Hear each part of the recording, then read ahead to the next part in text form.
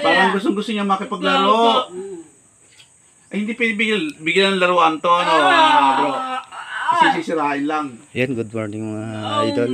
Nandito po tayo ngayon sa Barangay Bambanin. At kasama po natin si Boss Chinito Motovlog Sirain. upang makipagtulungan po dito sa isa nating kapatid na inborn po siya na sa ganyang kalagayan. Babalik tayo rito, no?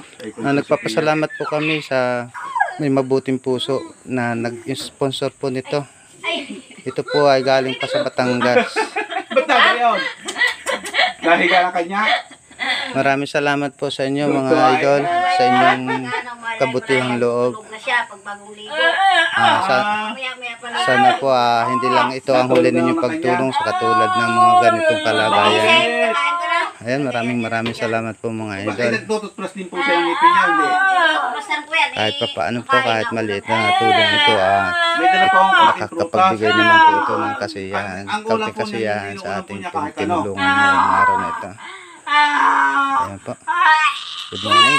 Good morning. Salamat po sa lahat na may mabuting puso. Bye-bye.